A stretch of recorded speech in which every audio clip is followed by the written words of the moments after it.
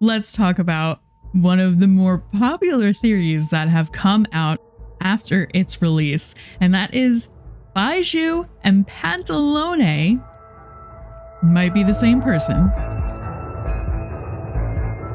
So in this video, let's talk about who Baizhu and Pantalone are, and if there's any evidence there to support that they're either the same person or at least related.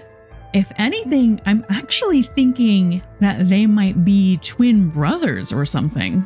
But the resemblance between Pantalone and Baizhu was very apparent in that trailer. In fact, it was one of the first thoughts that came to my mind when he came on the screen for the first time. And we'll first start off with Pantalone. So like I said, when I first saw him on the screen, I immediately thought Baizhu, and I was not the only one. People have been theorizing about this on TikTok and Reddit all week long. Obviously, one of the most apparent things and what stood out to me initially was his facial expression, looking very similar to the one that Baizhu does when he smiles. And on top of that, we're seeing a similar hairstyle, not necessarily the same color scheme going on. A lot of people actually referring to Pantalone as the goth Baizhu, which I love, but he does have black hair. But if you look at the style of it, besides the waviness that Pantalone has in his hair, it's the similar sweep of the bangs to the side as well as the hair pushed onto one side. And then we move on to the accessories, in particular the glasses. Both using the same glasses, same accessory hanging off of the glasses, which I think is really interesting and shouldn't be ignored. And I know a lot of people say that Hoyoverse just like reuses character designs, but I don't necessarily think that's true. I know when Ayato's splash art came out, a lot of people were comparing him to Baizhu as well. But we know now that Ayato and Baizhu really don't look that similar to each other. Another thing that people were saying is, Pantalone's chin is like really pointed and kind of longer than Baizhu's is in game. But I also want to make note that this is an animation. This isn't an in-game model that we're seeing here. So there's definitely going to be some differences once we actually see these characters in game. Even Child looks a little bit different than he does in his character model. But regardless, I do think that Hoyoverse intentionally made them look kind of similar to each other. There's got to be a reason for that, and I am not going to equate it to laziness at all. The last thing that I want to point out is that Pantalone's eyes are not open throughout the entire trailer. Now, I don't know if he's just designed to look like that, or if there's a reason that his eyes aren't open.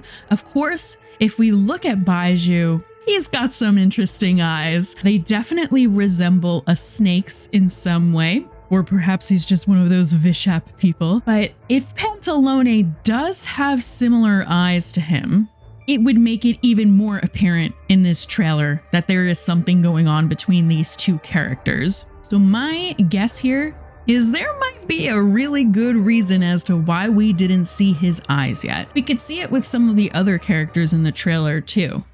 The knave having X's through her eyes, her pupils are very interesting, as well as Piero, where people are saying that his eyes resemble that of a Conrian's, and there might be some connection there between him and Kaya. We can all get some speculation going from the pupils in these characters' eyes. But when it comes to Pantalone, I do think that there is intention behind why his eyes are closed throughout this trailer, and that time will tell why that reasoning is. Now, we know from Pantalone that he's very rich. He references the bank in his speech that he gives when we learn that they are only getting a half a day of no work due to Signora's funeral. We know that he is the finance guy for the Harbingers, for Snezhnaya, really throughout the nations. He's the reason for the Northland Bank.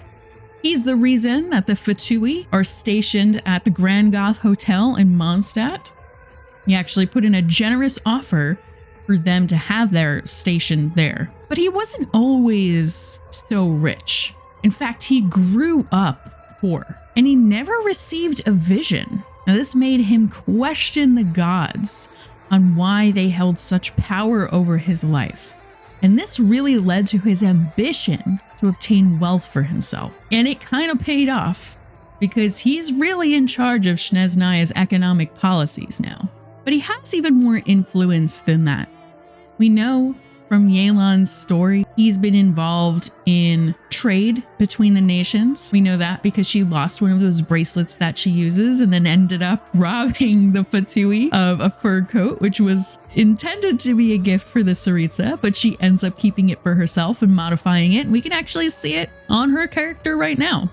But we also know from Yelan's story quest that he was essential in the plot to assassinate Uncle Tian and have influence over the new Tianshu in order to get close to manipulating the Liyue Qixing. Now we know from her story that that indeed failed, because we went along with Yelan to spy on the contestants for the new position and did find out that one of them was indeed poisoning Uncle Tian under Fatui order. This was all orchestrated by Pantalone. He indeed wanted to sway the politics of Liyue by having a person in power that he himself was able to manipulate. We also know that he's quite smart. Yelan was actually trying to sway one of the Fatui members to come onto her side and be an informant on the inside, and that actually did not happen, and that is because of Pantalone. So that's kind of what we know about Pantalone so far. Even the leakers don't want to give away what Pantalone's story is like, because it is apparently a very big spoiler. Now, we also know at the end of Yelan's story quest, who was there at the end helping out Uncle Tian? It's Baizhu.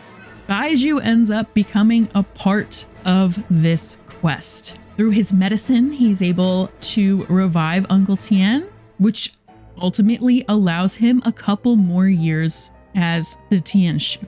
Now, the motivation behind that could just be financial. We'll have to wait and see. But I do think there is some kind of meaning in that a scheme orchestrated by Pantalone, that the quest ends with us seeing Baizhu for the first time since, I believe, the Lantern Rite. So very, very interesting. Now we move on to Baizhu. Baizhu is also quite a rich and powerful man who has established himself through this pharmacy. We know that he charges an exorbitant amount of money for the things that he sells at his pharmacy. We know from the Archon quest, he actually charged 3 million mora for an everlasting incense. There's a couple of things that are interesting about Baizhu. One being the snake around his neck, and the fact, going back again to the pupils, that they do resemble snake eyes. I always found that really interesting about him. The other interesting thing about him is that he has an ailment that he himself is unable to cure. And that condition has left him in a weak physical state. So he has a very strong interest in eternal life. In fact, he even takes Chi-Chi in. And I think that there's a reason for that. And it probably has to do with his passion and interest in eternal life. And of course, we know that Chi-Chi is a zombie, right? So with both of them, we see their strong desire, their ambitions. And we also see how incredibly successful they've both become financially. Now, I think some of the glaring differences between them are, well, that Baizhu has a dendrovision and Pantalone is apparently visionless. And honestly, this fact alone is enough for me right now to think that they are not the same person. However, I'm not going to exclude them being related as an option. Now, I think one of the more glaringly obvious things here is that they do not share the same voice actor, which, you know, is definitely enough proof to kind of figure out that they are not the same person, right? But there is something interesting going on here with the political presence and financial sway over Liyue, and also the closeness they apparently have to the political figures of Liyue.